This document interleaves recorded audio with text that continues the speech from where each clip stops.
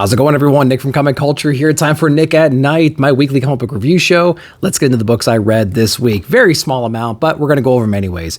Marvel has a new #1, X-Force issue #1. We had the new X-Men and we have Uncanny X-Men coming out as well. So this is one of the many new #1s that are going to come out from Marvel. Interesting team here led by Forge. We have Sage. Tank is in here, although I don't remember seeing him.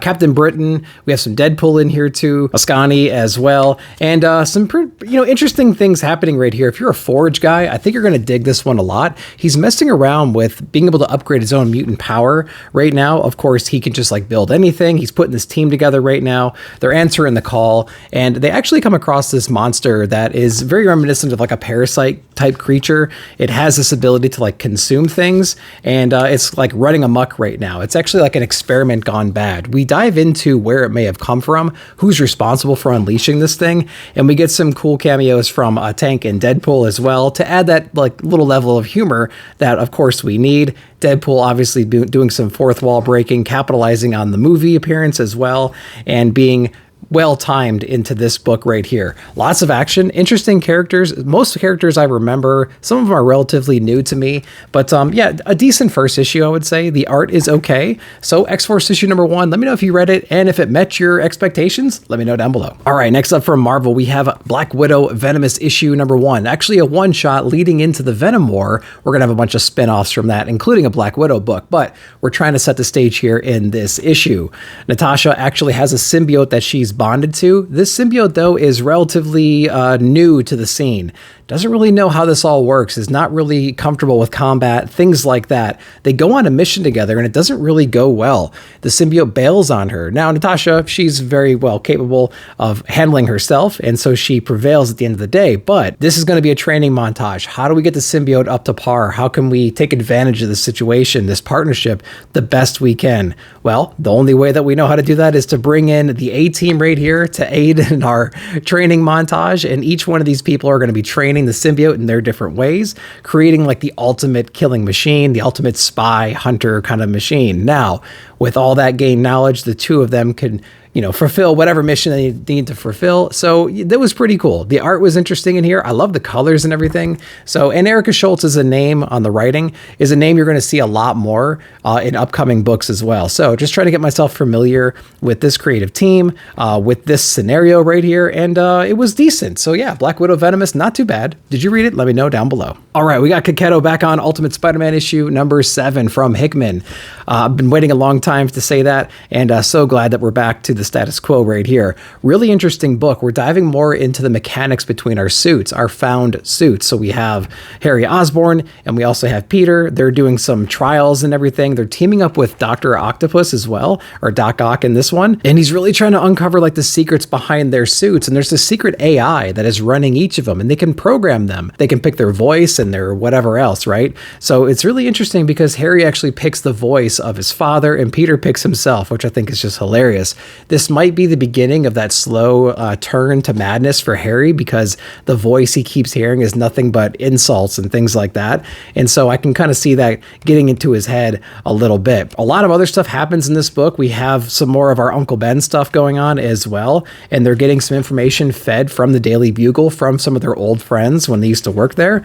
And so that's been really cool. We're going to see what that equates to later. Not a whole lot of things were revealed in that moment, but we know things are going to be turning pretty soon. And we get the return of our Iron Lad towards the end as well, meeting back up with our heroes. Are you heroes yet? Has enough time passed? So that's going to be pretty cool. So we're building this team pretty quickly. The Ultimates issue #2 really kicked it up a notch. It sped up that timeline, and now we might be recruiting these two as well to the Ultimate. So I'm really excited to see these books kind of come together at some point. Ultimate Spider-Man #7, not too bad. Let me know if you read it down below. All right, let's go over to Image for the next 3 books. We have Grommets issue #3. Love this book because it's like a slice of life 80s book following skater culture, people skipping school, they're getting high, they're going to the arcades, they're flirting with girls they have no chance with, they're getting into trouble, things like that. They got dirtbag parents or whoever's raising them at the time, breaking rules, all that stuff. So if you like Terminator 2 and you like John Connor in that beginning scene where you're skipping school and getting into trouble, there's a whole comic based on that, and here it is in Grommets. The art in this book continues continues to be spectacular. The colors in here are so vibrant. I'm really loving that artistic perspective, especially in here where everyone's kind of tripping out and they're going to the arcade. They really take advantage of that look and that feel and that vibe, and it really just puts you in their shoes, and I'm really digging that. And again, I think the best part about this is just like the true to nature tone and conversation and like feelings. Like, these kids are full of anxiety, they're horny, they want to get high, they want to skip school, they want to go to the arcade. They're very like short-sighted, but like all the dialogue, the worries, like some of that anxiety comes back, like, oh God, I can't go home, I can't face my mom, all that stuff. Like, those are like true feelings that you would have at this age, man. And so I really applaud the creative team for putting that together, making the book look really good as well. So Grommets issue number 3 continues to be a very strong book. Let me know if you're reading it down below. Fiona Staples and Brian K. Vaughan on Saga. This is issue number 67, the return again of Saga. Here it is right here. I will open up and say that since it's come back from that longer hiatus that it have, I think it was probably 10 issues ago, something like that, Saga just hasn't felt the same. And now whenever a new issue of Saga comes out, it is awesome and it's of joy and it's beautiful to explore these characters that we've kind of grown up with in the past several years. There's something missing though, and I think it has to do with the release schedule. I want this creative team to take their time to craft this beautiful story, but when we only get 4 or 5 issues at a time, maybe 6 issues, then we take another year off, I feel like I forget what even happened, and I completely forgot where we were going into this issue, so it almost makes me want to go back and like reread the entire series to get caught right back up, or at least since the last huge tragedy at the end of the last break. Hazel and family, you know, they're still growing up. Right now, they're in some kind of a circus right now.